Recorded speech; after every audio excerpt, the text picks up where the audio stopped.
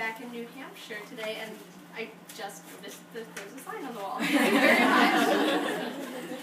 Try to be more observant before coming to the podium.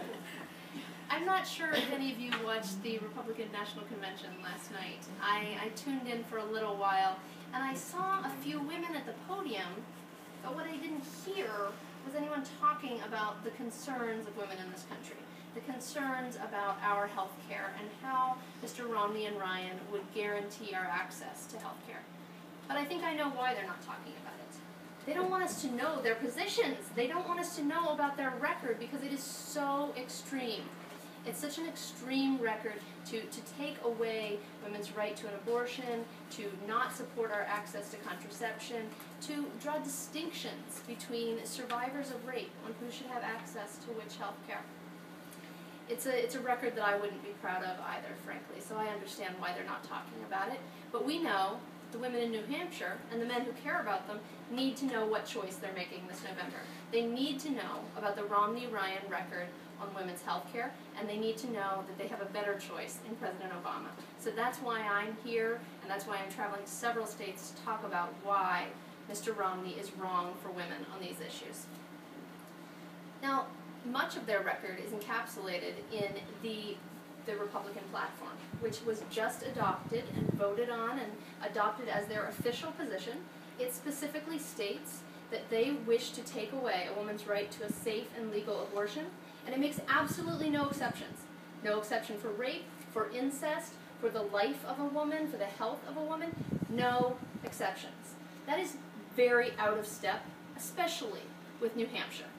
I know that the New Hampshire women I've talked to care a lot about personal freedom and liberty and making their own decisions about their own health care. And they're not interested in turning those decisions over to Mr. Romney or Mr. Ryan, who think that they know best what is good for individual women. The position of the Republican platform also includes a salute to states that have been pushing for measures like the one we saw in Virginia earlier this year.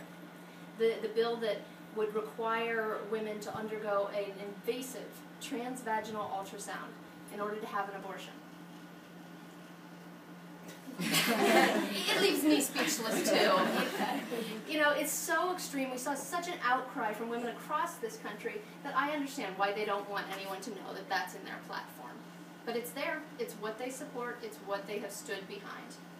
And they have been doubling down on rolling the clock back on women.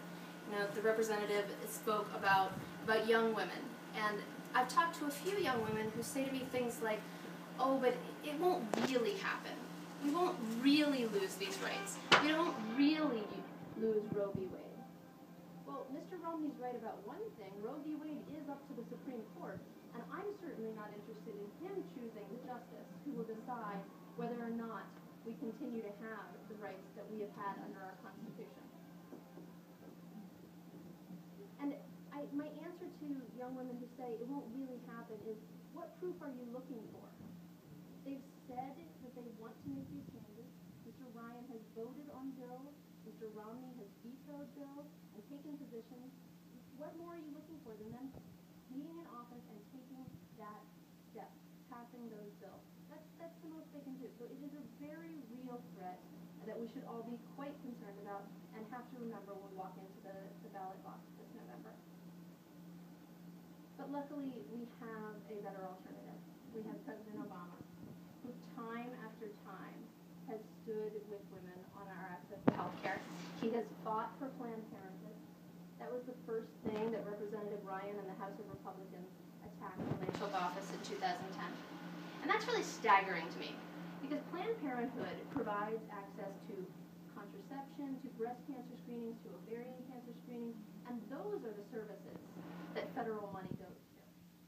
And so when you take office and you think to yourself, what is the most important thing I could do for this country? What is the most critical issue that we're facing that I could tackle on day one? And the answer you come up with is take breast cancer screening away from women? That's not someone I'm looking to elevate to the vice president's office. That's not the kind of leadership that I want in my elected officials, and I don't think it's the kind of leadership that women in New Hampshire are looking for either. But President Obama has fought back on that, has protected he has consistently pushed us forward to have affordable access to the health care we need. And that's why he's getting my vote this November, and that's why I think he should get every woman's vote. Thank you so much.